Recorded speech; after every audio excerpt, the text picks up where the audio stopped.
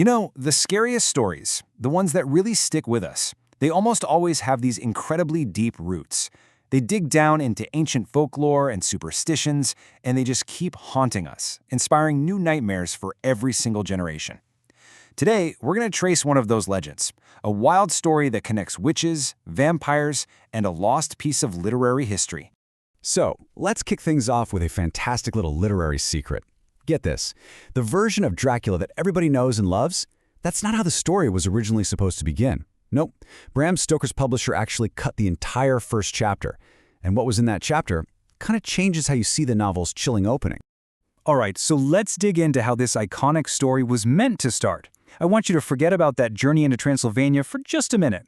The horror was actually supposed to kick off in Germany, on a night steeped in some seriously ancient dread. In Stoker's original manuscript, we've got an English traveler, we're all pretty sure it's Jonathan Harker, and he's in Munich.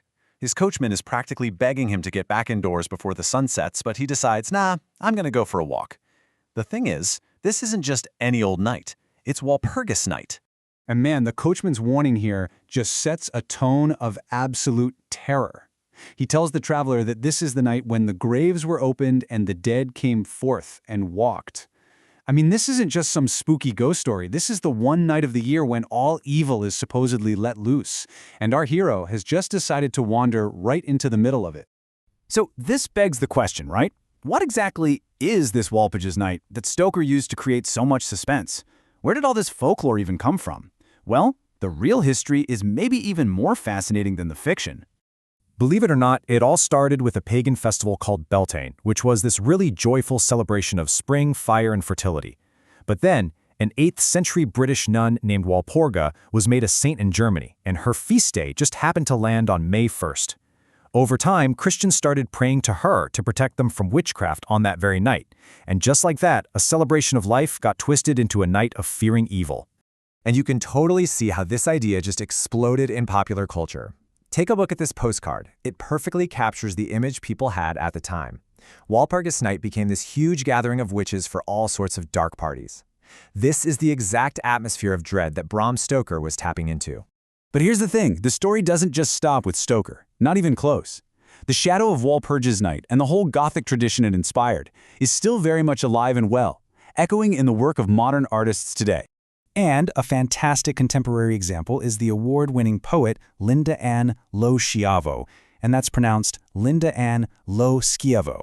She really picks up this Gothic torch and just runs with it, engaging directly with Stoker's dark legacy. Her collection is called Vampire Verses, and it is just a masterclass in Gothic atmosphere for the modern age. And she makes the connection totally clear. The book is split into 2 sections, and the second one is a direct tribute to Bram Stoker. But what LoSchiavo does is so cool, because her tribute isn't just about the theme. To really pay homage to the tradition, she uses this super technical and challenging poetic form that creates this haunting effect. It's just perfect for the subject matter. She uses this incredible form called echo verse. Now, this was popular centuries ago, and it's really demanding to write. The end of a line gets repeated or echoed, and that echo creates a new, often haunting meaning. It's seriously the perfect choice for a poem about voices from beyond the grave, right? Just listen to this little piece from her poem on Walpurgis Night. Late April's odd for bloom's brightest bloodshed.